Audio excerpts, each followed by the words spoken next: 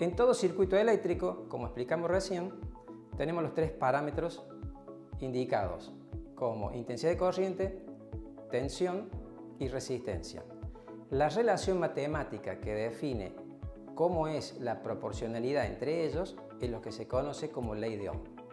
En la imagen vemos la letra I representando la intensidad de corriente, que es directamente proporcional a la tensión del circuito dada por la fuente e inversamente proporcional o dividida por la resistencia de la carga que tenemos conectada.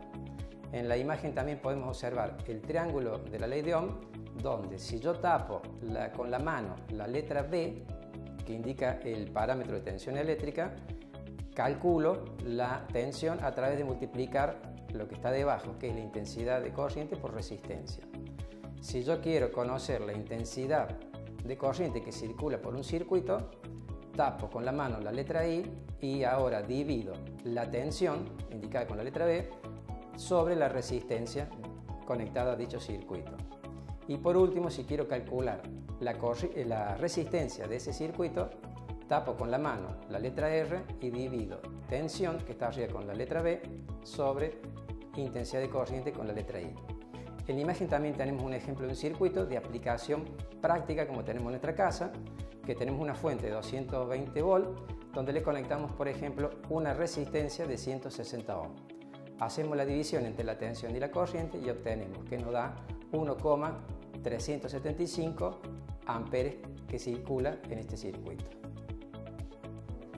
En la imagen tenemos otro ejemplo y allí del mismo triángulo de la ley de Ohm están puestas las fórmulas, donde la tensión es igual a la intensidad de corriente multiplicada por la resistencia. Y en la fórmula siguiente vemos la resistencia igual a la tensión dividida la intensidad de corriente. Un ejemplo como es una batería de un auto de 12 volts, si queremos alimentar una lámpara dentro del auto que consume 5 mA y queremos saber qué resistencia interna tiene la lámpara, dividimos 12 volts sobre 5 mA y obtenemos como valor de resistencia 2,4 kΩ. Potencia eléctrica. Hemos visto hasta acá los parámetros eléctricos individuales de tensión, intensidad de corriente y resistencia dentro de un circuito cuando está todo conectado. Pero nos interesa ahora saber cuál es el efecto que produce la circulación de la corriente en un circuito.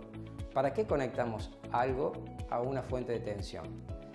Esa definición está dada por la potencia eléctrica, donde la potencia se mide en la unidad de watt y está dada por el producto de la tensión multiplicada por la intensidad de corriente.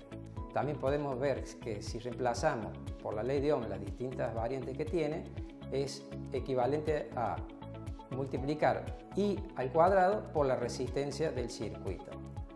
Las unidades que utilizamos para la potencia, dijimos recién, es el watt, que es la unidad principal, y tenemos submúltiplos, el miliwatt, o múltiplos superiores como el kilowatt. Energía eléctrica, ley de Joule. Recién estuvimos comentando que nos interesa la potencia que se transfiere a una carga que estaba definida por el producto de la intensidad de corriente por la tensión de ese circuito. Y eso es la potencia eléctrica. Ahora, si esta potencia eléctrica la multiplicamos por unidad de tiempo, vamos a definir la energía eléctrica, que es lo que nos interesa o desarrolla este circuito en la carga. Esto se va a traducir, por ejemplo, en luz, calor o movimiento en el caso de un motor. Allí las unidades más utilizadas es el vatio segundo o, como tenemos en nuestros medidores de nuestra casa, que nos llega la factura de energía, cambiando las unidades, kilovatio hora.